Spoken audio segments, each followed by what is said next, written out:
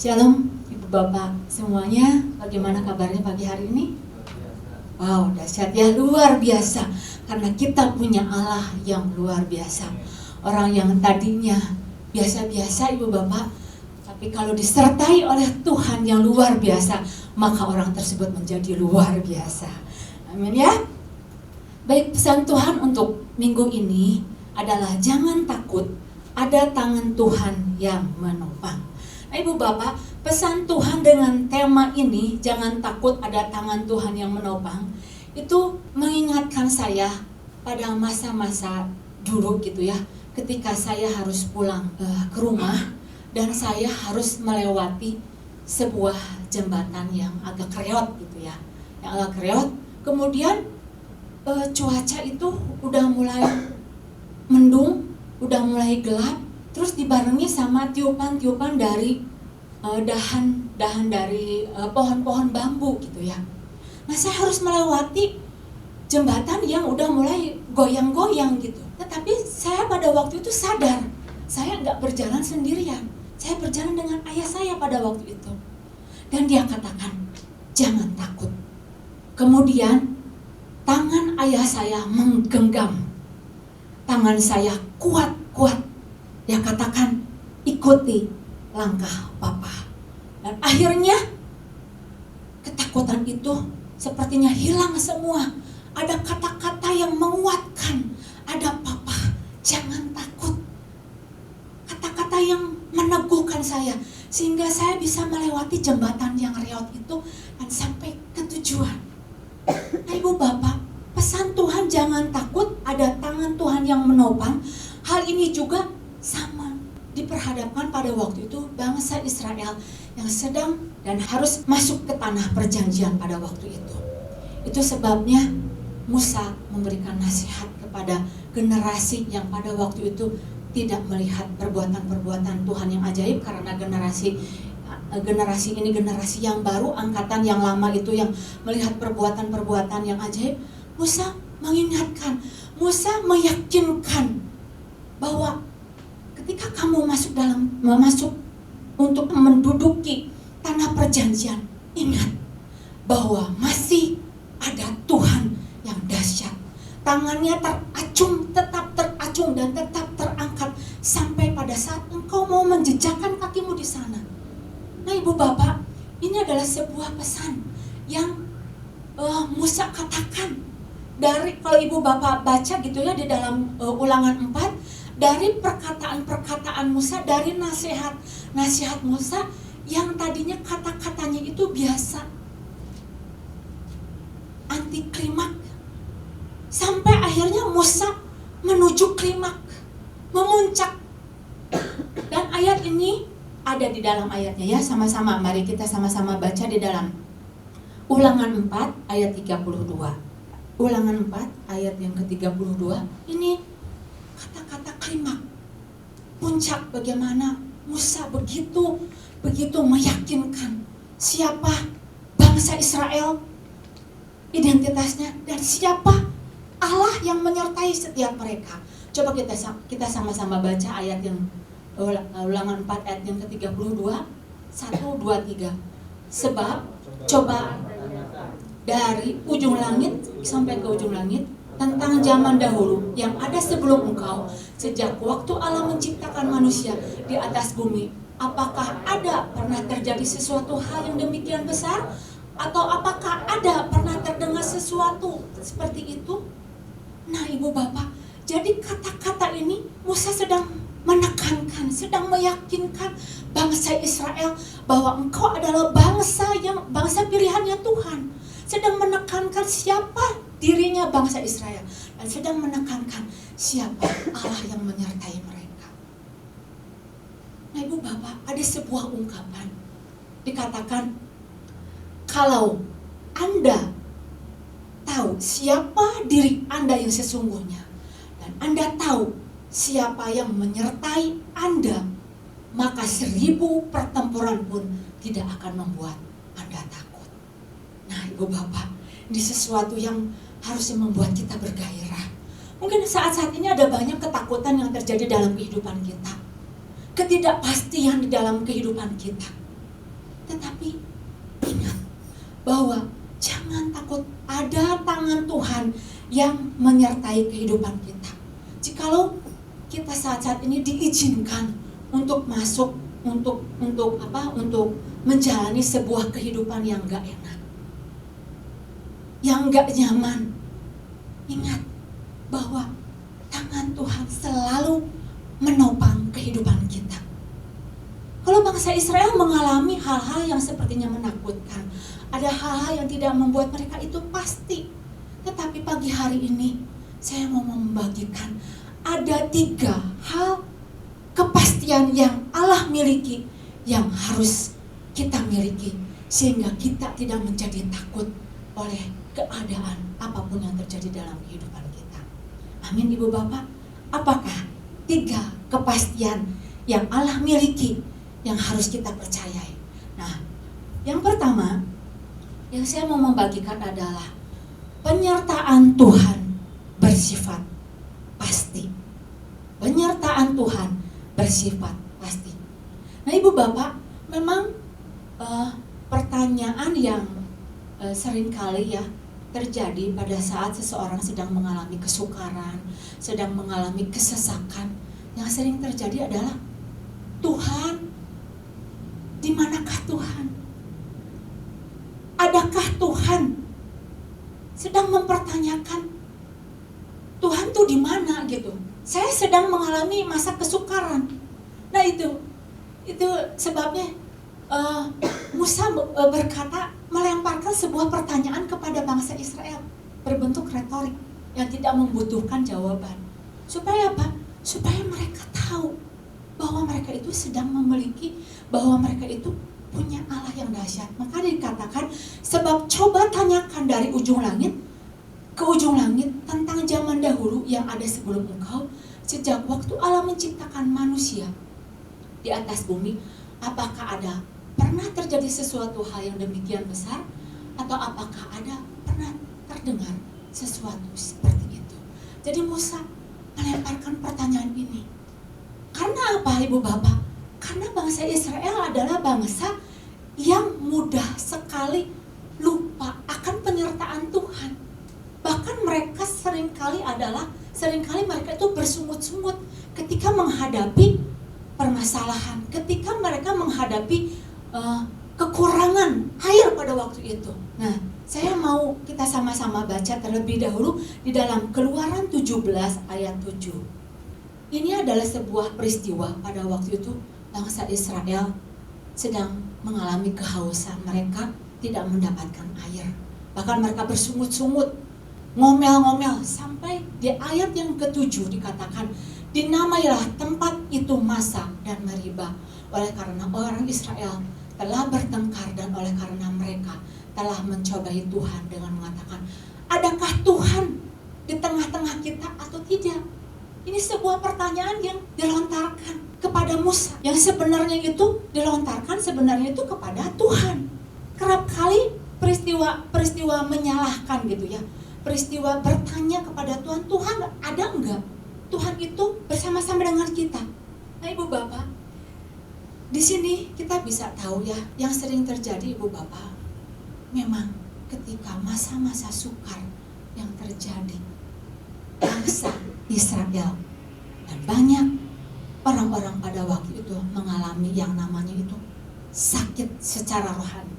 Bahkan kalau saya mau katakan, mereka mengalami yang namanya demensia rohani, yaitu pikun, lupa akan semua apa yang sudah Tuhan katakan.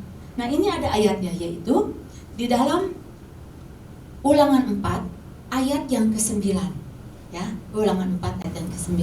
Tetapi waspadalah dan berhati-hatilah, supaya jangan engkau melupakan hal-hal yang dilihat oleh matamu sendiri itu, dan supaya jangan semua itu hilang dari ingatanmu seumur hidupmu.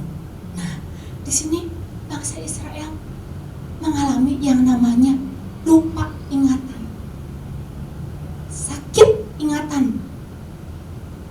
Mereka ketika dia berhadapan oleh masalah, mereka pikun, udah nggak tahu lagi kejadian demi kejadian apa yang sudah Tuhan lakukan. apa yang sudah Tuhan lakukan dengan membelah laut merah pada waktu itu, tiang awan, tiang api yang terjadi pada waktu itu, mereka lupa semuanya. Padahal pada waktu itu dengan adanya tiang awan, tiang api yang menyertai mereka itu sebenarnya bukti bahwa Allah menyertai mereka. Pada siang hari mereka tidak kepanasan, pada malam hari mereka tidak kedinginan. Itu menunjukkan bahwa Allah ada bersama-sama dengan mereka. Jadi terkadang ketika kita tahu gitu ya, bahwa kita menghadapi masa-masa sukar, mari ibu bapak ingat bahwa penyertaan Tuhan itu pasti adanya. Nah, saya sepertinya rada tertarik gitu ya dengan sebuah ilustrasi yang kemarin Bapak Gembala sampaikan, bahwa dia mengajar mengajar gitu ya anak untuk belajar main sepeda. Itu pun pada waktu itu saya mengalami ketika anak saya masih lagi kecil-kecil gitu ya. Saya ajar anak saya itu untuk bisa menaiki sepeda pada waktu itu. Namun saya katakan, nah kalau kamu pengen naik sepeda, ayo duduk di sadel sepedanya, kemudian kamu kayuh dan mama akan berdiri di belakang memegang sepeda tersebut. Nah, jangan takut ada mama di belakang. Kemudian anak saya mengayuh sepedanya, otomatis oleng ke kanan, oleng ke kiri. Kemudian saya pegang gitu. Jangan takut, ayo kamu terus. Kemudian anak saya mengayuh, demikian kemudian mengayuh dan akhirnya mulai ada keseimbangan. Dan saya akhirnya mulai sedikit-sedikit melepas dari sepedanya dan saya tetap berlari mengikuti si sepeda tersebut. Dan sesekali terdengar, "Mama, tolong," gitu ya. Karena anak saya tuh takut gitu ya. Dan akhirnya saya berlari memegang bagian belakang dari sepeda tersebut. Kemudian terus akhirnya beberapa waktu kemudian terjadi keseimbangan.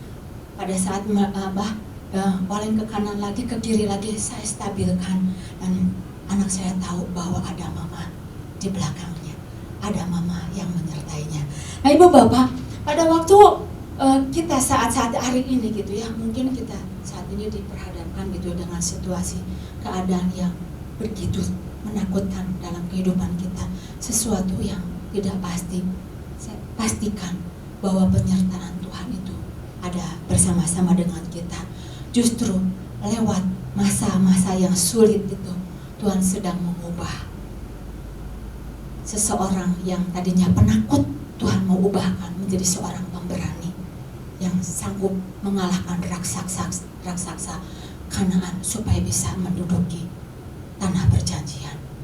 Itulah yang dilakukan sama seperti Daud ketika dia menghadapi Goliat. Kalau Goliat katakan, "Aku mendatangi engkau dengan tombak," tetapi Daud katakan, "Aku mendatangi engkau dengan Allahku yang gagah perkasa." Karena apa ibu bapak? Karena Daud yakin sekali bahwa hidupnya disertai oleh Tuhan. Nah ibu bapak, itu poin yang pertama. Pastikan bahwa ada penyertaan Tuhan yang menyertai kehidupan kita, dan dia adalah pasti menyertai kehidupan kita. Poin yang kedua yang saya mau membagikan adalah 3 hal tadi. Hal yang pasti yang Allah miliki, yang harus kita percayai, yaitu bahwa kuasanya itu pasti adanya. Nah, ibu bapak, di dalam kita menghadapi kesukaran gitu ya, bukan artinya kuasa Tuhan itu menjadi tidak pasti. Waktu kita menghadapi kesukaran, bukan artinya kuasa Tuhan itu menjadi terbatas. Nah, sama-sama kita mau membaca di dalam Ulangan 4 ayat yang ke-34. Ulangan 4 ayat yang ke-34, ini ayatnya ya. Atau pernahkah suatu Allah mencoba datang untuk mengambil baginya suatu bangsa dari tengah-tengah bangsa yang lain dengan cobaan-cobaan, tanda-tanda, serta mujizat-mujizat dan peperangan, dengan tangan yang kuat dan lengan yang teracung, dan dengan kedahsyatan-kedahsyatan yang besar, seperti yang dilakukan Tuhan Allahmu bagimu di Mesir di depan matamu.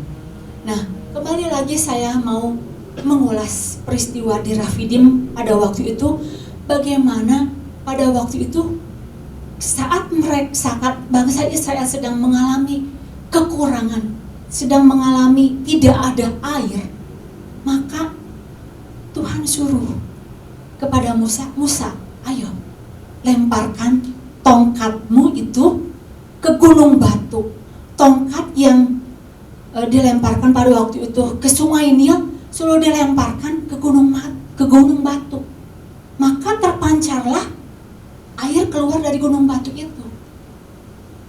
Nah, lewat peristiwa ini Ibu Bapak, bukan karena tongkat Musanya yang ajaib, juga bukan karena Musa itu punya kehebatan, punya keluar biasaan gitu ya, sehingga dia mampu mengeluarkan air dari gunung batu itu, bukan.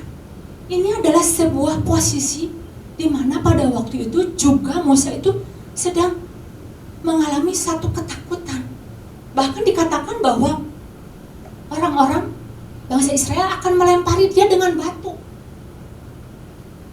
Jadi di sini ditunjukkan bahwa Musa pada waktu itu pun sangat terbatas sekali.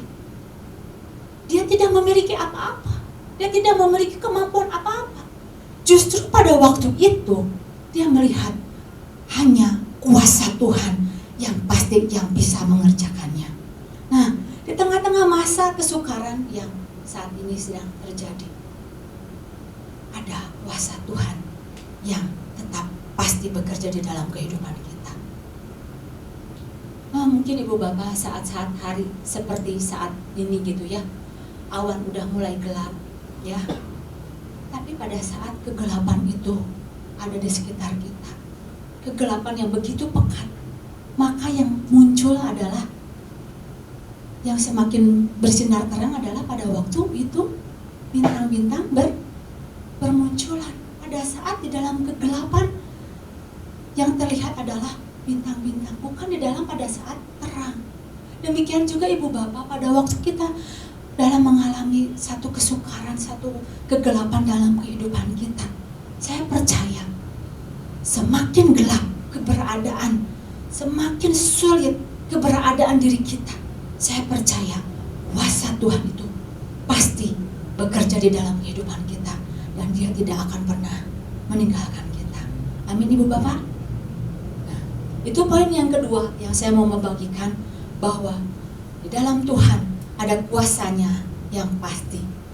Kemudian hal apa lagi yang harus kita percayai, bahwa keberadaan Tuhan adalah pasti adanya.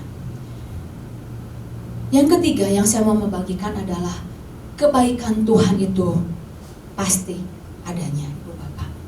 Nah, kalaupun kita pada saat-saat hari ini Ibu Bapak menghadapi satu keadaan yang tidak menentu gitu ya, banyak orang-orang yang menjadi marah, kecewa, meragukan keberadaan Tuhan.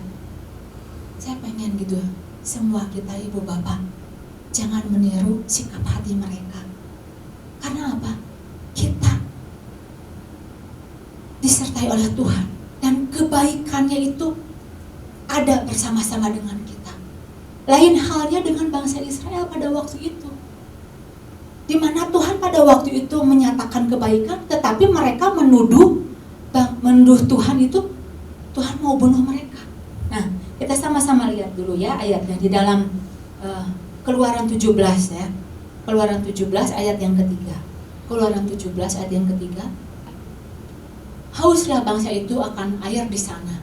Bersungut-sungutlah bangsa itu kepada Musa dan berkata, mengapa pula engkau memimpin kami keluar dari Mesir untuk membunuh kami, anak-anak kami, dan ternak kami dengan kehausan? Nah, di sini sikap bangsa Israel salah ketika mereka diperhadapkan dengan satu keadaan yang menyesakkan mereka. Sikap mereka adalah mereka tidak melihat kebaikan Tuhan.